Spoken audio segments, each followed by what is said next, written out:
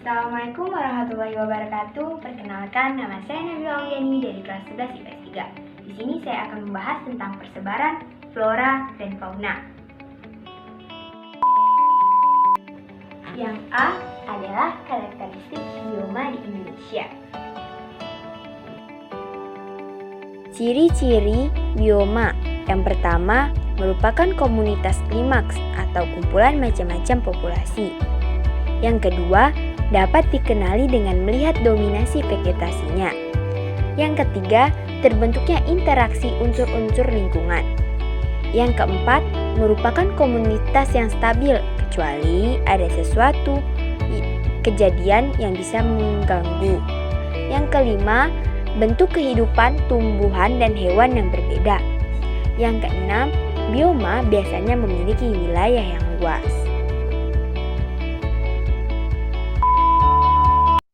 B. Faktor-faktor yang mempengaruhi flora dan fauna.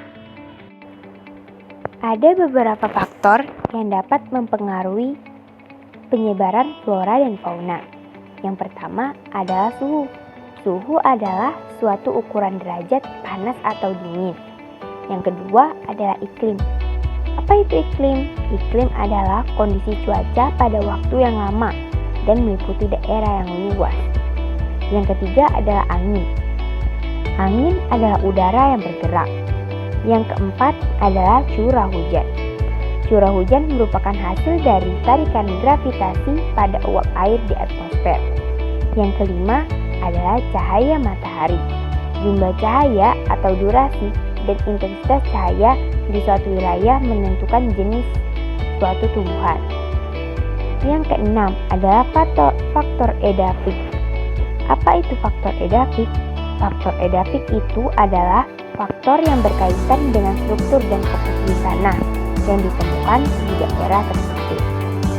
Yang ketujuh, fisiografi, berkaitan dengan topografi atau berbentuk permukaan tanah. Yang ke-8, kelembaban. Kelembaban adalah kandungan total uap air di udara. Yang ke-9, faktor terbesar yang mempengaruhi pertumbuhan dan sebaran tumbuhan atau hewan adalah faktor biosfer. Persebaran, flora, dan fauna di dunia. Pola persebaran flora di dunia dapat dipahami melalui bioma. Biasanya diklasifikasikan berdasarkan vegetasi yang dominan yang terdapat di wilayah regional yang luas. Persebaran flora di dunia. Yang pertama, tundra alpine dan arketik, ditemukan di ketinggian dan garis lintang tertinggi. Yang kedua, taiga, terdiri dari beberapa jenis pohon konifer dan pinus dicirikan dengan musim dingin yang sangat panjang dan musim panas yang singkat. Yang ketiga, hutan gugur beriklim sedang, ditemukan di wilayah pesisir yang memiliki iklim sejuk dan curah hujan yang sedang. Yang keempat, hutan selalu hijau subtropis, ditemukan di daerah iklim subtropis lembab dengan musim dingin yang ringan dan curah hujan yang cukup sepanjang tahun. Yang kelima, padang rumput beriklim sedang, hanya ditumbuhi oleh rerumputan karena memiliki musim hujan yang singkat. Yang keenam, gurun dan semi gurun, ditandai dengan rata-rata jumlah curah hujan tahunan yang jauh lebih kecil daripada tingkat penguapan massa air ke atmosfer. Yang ketujuh, hutan gugur tropis. Hutan ini ditemukan di 15 Celcius sampai 20 Celcius lintang utara atau selatan atau di pinggiran bioma hutan hujan tropis. Yang kedelapan, padang rumput di daerah tropis, memiliki jenis tumbuhan yang tahan terhadap kelembaban rendah. Yang kesembilan, hutan hujan tropis, terdapat di daerah dengan suhu relatif stabil sepanjang tahun dan curah hujan melimpah seperti Indonesia. Persebaran fauna di dunia. Yang pertama, zona nearktik. Zona nearktik membentang dari Arktik di utara Kanada ke dataran tinggi Meksiko Tengah. Di sini terdapat relatif sedikit keluarga mamalia. Yang kedua, Zona neotropik. Zona neotropik terbentang dari Meksiko Tengah hingga Amerika Selatan. Di sini terdapat banyak keluarga mamalia dan banyak diantaranya merupakan fauna endemik. Yang ketiga, zona australis. Zona australis meliputi Australia dan Papua Nugini serta beberapa kepulauan di Indonesia bagian timur. Yang keempat, zona oriental membentang dari Asia Selatan, Asia Tenggara hingga bagian selatan Asia Timur. Yang kelima, zona paleartik. Zona paleartik merupakan daerah fauna terbesar. Zona ini mencakup Eropa, Rusia, Asia Tengah, Tiongkok Utara hingga Maroko di Afrika. Di sini ada 2 keluarga mamalia endemik di zona ini, yakni tikus mondok, Mutas spalesidae, dan tikus selevin. Yang keenam, zona Ethiopia. Zona Ethiopia mencakup Madagaskar dan Sub-Sahara Afrika.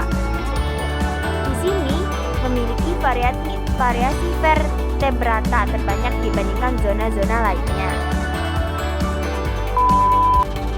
Yang D, persebaran flora dan fauna di Indonesia. Persebaran flora dan fauna di Indonesia dibagi berdasarkan pengamatan yang dilakukan oleh beberapa zoolog, yaitu Alfred Russel Wallace, McCallum Weber, dan Richard Lee Decker. Ada 3 kawasan utama persebaran flora dan fauna di Indonesia.